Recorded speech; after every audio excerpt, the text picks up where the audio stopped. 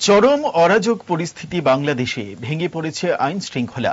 দিকে দিকে ধর্ষণ, যৌন নিপীড়ন বেড়েই চলছে, যার প্রতিবাদে এবার পথে নেমেছে বাংলাদেশের ছাত্র জনতা।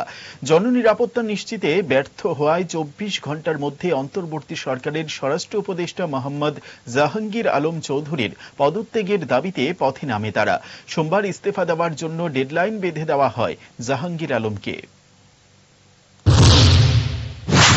সোমবার ধর্ষণ ও নিপীড়নের বিরুদ্ধে বাংলাদেশ নামে একটি সংগঠন স্বরাষ্ট্র উপদেষ্টার পদত্যাগের দাবিতে ঢাকার কেন্দ্রীয় শহীদ মিনার থেকে স্বরাষ্ট্র মন্ত্রণালয় পর্যন্ত গণপদযাত্রা কর্মসূচি পালনের ডাক দেয়।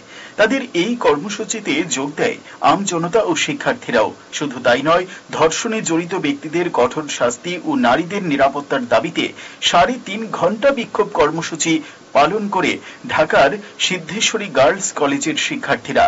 এদিকে সন্ত্রাসী ও ধর্ষকদের দ্রুত শাস্তি এবং আইন শৃঙ্খলা পরিস্থিতি অবনতির দায় নিয়ে স্বরাষ্ট্র উপদেষ্টার পদত্যাগের দাবিতে রাজশাহী বিশ্ববিদ্যালয়ে বিক্ষোভ দেখায় পড়ুয়ারা।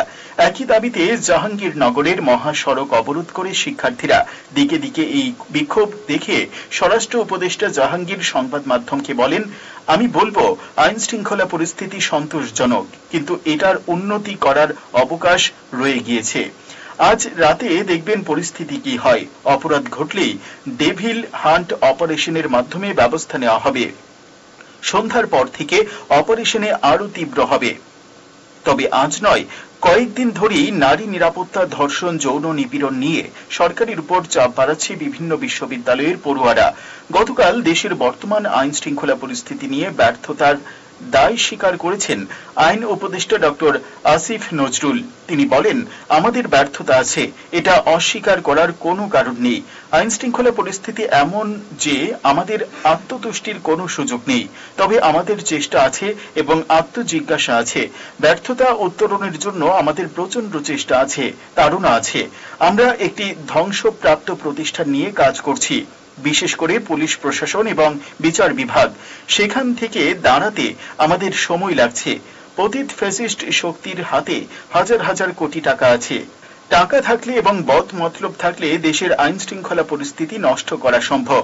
ফলে বর্তমান আইন শৃঙ্খলা পরিস্থিতি নিয়েও শেখ হাসিনার আওয়ামী লীগ সরকারের উপরই দায় চাপাচ্ছেন ইউনূসের উপদেষ্টারা।